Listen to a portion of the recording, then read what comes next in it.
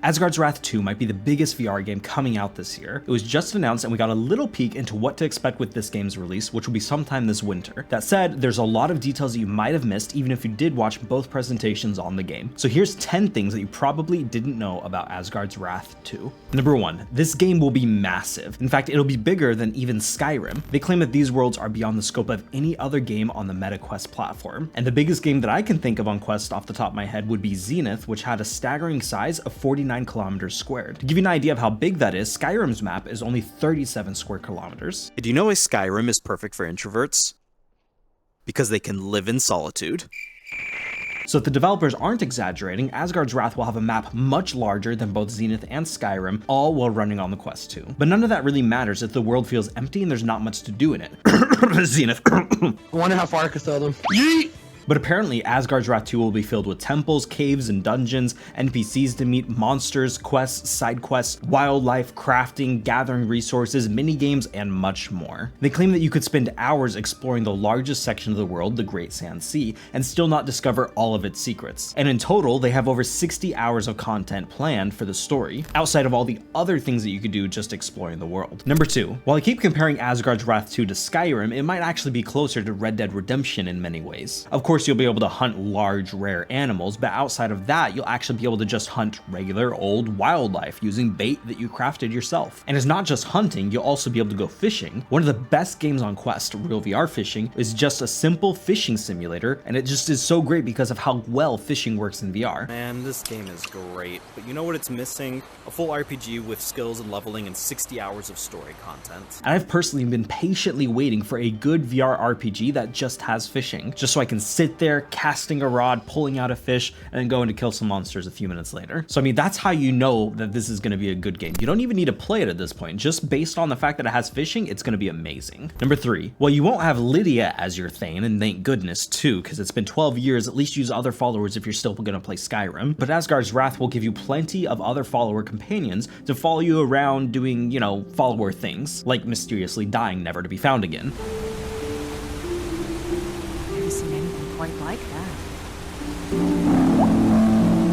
The first game had you collecting little Pokemon type followers that you could whip out right before a battle so they could take on the brunt of the damage. And honestly, half of us only kept playing the game because we wanted to catch them all, as they say. Similarly, this game will give you humanoid animal followers to help solve puzzles that would be otherwise impossible without them. And you'll actually be able to level up your followers who will have their own skill trees. But wait, there's more. The map is so large that they decided to give you rideable pets so that you can move around the map more quickly. Your animal followers will be able to turn into mounts when you pet them, allowing you to ride them across the map and into battle. Like, why ride a lame horse when you can be on the back of a panther? Number 4, if you're familiar with Asgard's Wrath already, you'll probably remember that you're literally playing as a god. In video game design, you're actually supposed to give the player a feeling of power and grandeur. This is why all NPCs and RPGs love to fawn over your character, constantly giving you compliments and saying, "You did it." Now, if only my own wife appreciated me as much as these NPCs, I would literally have no other reason to play video games anymore.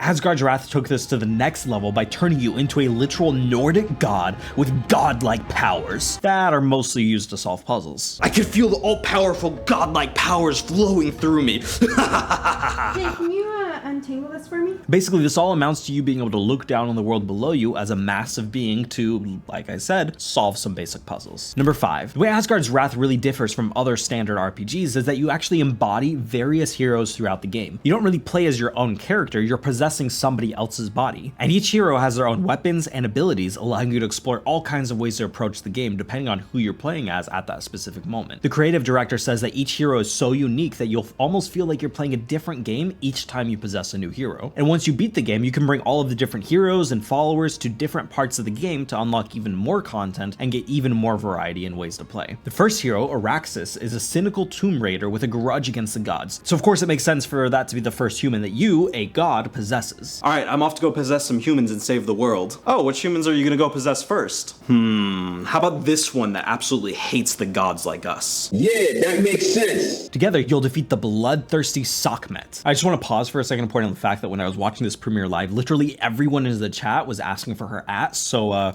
yeah, I went ahead and found it. You're welcome. It's in the description below. Number 6. How good is the combat in Asgard's Wrath 2? Well, if you like Blade and Sorcery, you'll like this combat. No more just waiting around trying to parry enemies before you can attack them like in the first game. This now gives you complete freedom to fight enemies as you please, similar to games like Blade and Sorcery. So if you want to feel like a maniac hacking people's limbs off, go right ahead. They'll literally show you in the trailer ripping off your enemies' heads. Like any good RPG, you also have skills and abilities, but it'll go beyond that by also giving you relics that you can slot into your weapons to give them specific abilities, such as like elemental damage or healing, for example. And as you level up, getting better weapons, armor, relics, etc., all of the other enemies will also be leveling up, getting better armor, weapons, relics, etc. The combat is actually so advanced that the enemies will react to your every move and learn how to fight back. Like in this example where you're trying to rip off their heads and the enemy decides that he's going to play a lovely game of catch with you and your axe. Another one. Another one.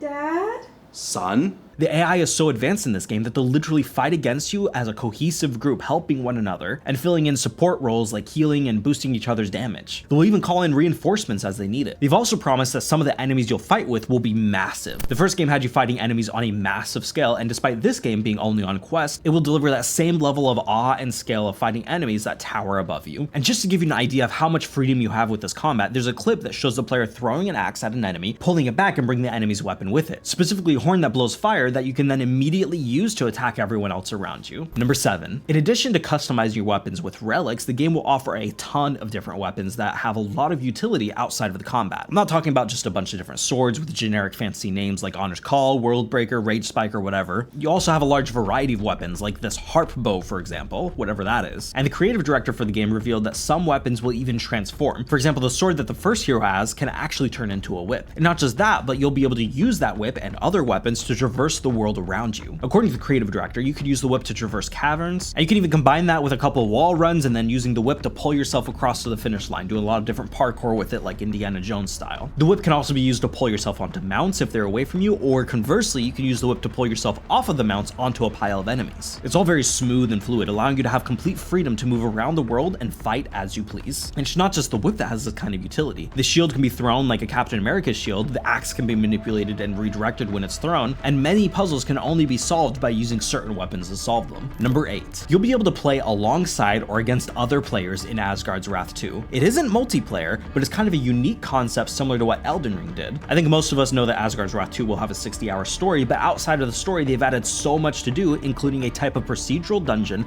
called the Uncharted Rifts that play kind of like a roguelite. In this dungeon, you'll be able to see the ghosts of players who have failed before you, and you can actually call upon them to fight alongside you. Though come to think of it, I'm not really sure why you'd want the soul of a failure fighting alongside you. Basically, when you die in the rift, you can decide to leave behind a divine soul or a dread soul. The other players will be able to call on your divine soul to fight alongside them if they need help. But if you leave behind a dread soul, other players will have to fight your soul to overcome that dungeon.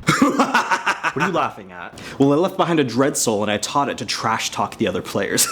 Wait, but you can only leave behind a dread soul when you die, so doesn't that mean that you're the one that's bad and needs to get good? It isn't quite multiplayer, but it's a crazy unique concept that I've never seen in a game before, and you'll definitely want to do these dungeons because they'll have exclusive loot that you can bring back with you to the main story. And beyond just the loot, the rifts contain time-limited challenges that allow you to compete against other players on a leaderboard. Number 9. The biggest question a lot of people might have is, do I have to play the first game? While Asgard's Wrath 2 picks up where the first game's story ends, the creative director for the game stated in an interview that no, you do not have to play the first game at all. In the beginning of the game, they're going to have an immersive VR kind of cutscene that retells the entire story back to you. This is great not just for players that are new to the franchise, but for people that might have played the game months or even years ago and want a refresher. Number 10. Now, if you don't own a Quest 2, you might be wondering if you'll ever have the chance to play this game, but unfortunately, Asgard's Wrath 2 will be a Quest exclusive for Quest 2 and 3. Despite the first game being a PC exclusive, there will be no way for you to play the sequel if you don't have a Quest. I'm still personally holding out hope that they'll release a PC version eventually, just so that it's easier to record and make content. But even if they did, I doubt it would look as good as their first game, which is really unfortunate considering that their first game is one of the best looking PC VR games out there. That said, they did confirm that it's going to have all localization done from day one, so if English isn't your native language, you'll be able to play the game with your native language right off the bat, assuming that you have a Quest. And that's it. As you can tell, I'm pretty excited for this game to release. And no, I'm not sponsored by the developers or even Meta for that matter. I'm just really excited for this game since the first game was just so amazing. And by the way, I'll be streaming the first game, so if you've never played it and you can't because it's a PC exclusive, then make sure you subscribe and tune in for those streams. Thanks for watching.